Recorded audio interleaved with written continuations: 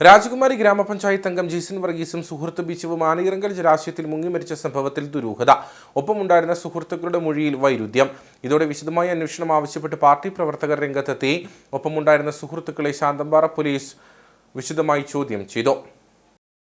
രാജകുമാരി ഗ്രാമപഞ്ചായത്ത് അംഗം ജെയ്സൺ വർഗീസും സുഹൃത്ത് നടുക്കുടിയിൽ ബിജുവും കഴിഞ്ഞ തിങ്കളാഴ്ച വൈകുന്നേരമാണ് ആനയിറങ്കൽ ജലാശയത്തിൽ മുങ്ങിമരിച്ചത്. ഈ സംഭവത്തിൽ ഇവരുടെ കൂടെയുണ്ടായിരുന്ന 2 സുഹൃത്തുക്കൾ മൊഴി തിരുത്തി. ജെയ്സണും ബിജുവും ജലാശയത്തിൽ അപകടത്തിൽപ്പെട്ടപ്പോൾ തങ്ങളും സമീപത്തുണ്ടായിരുന്നു എന്നാണ് ഇവർ പോലീസിന് നൽകിയ മൊഴി.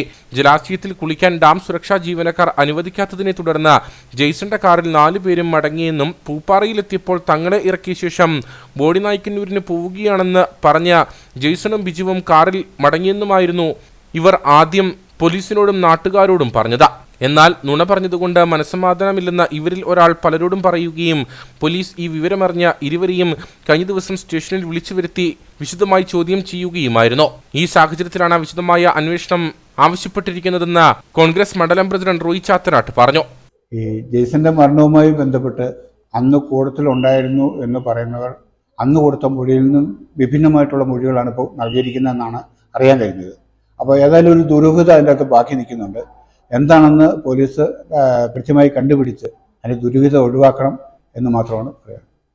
വീണ്ടും സ്റ്റേഷനിലേക്ക് വിളിപ്പിച്ച ഇരുവരെയും കൊണ്ട് പോലീസ് ജലാശയത്തിൽ അപകടം നടന്ന ഭാഗത്തെത്തി തെളിവെടുത്തു.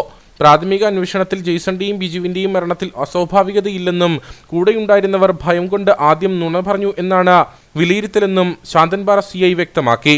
ഇരുവരുടെയും പോസ്റ്റ്മോർട്ടം റിപ്പോർട്ടിലും അസ്വാഭാവികമായൊന്നും ഉള്ളതായി വ്യക്തമായിട്ടില്ല. എങ്കിലും വിശദമായ തെളിവെടുപ്പും അന്വേഷണവും നടത്തുമെന്നും ശാന്തൻപാറ പോലീസ് വ്യക്തമാക്കി.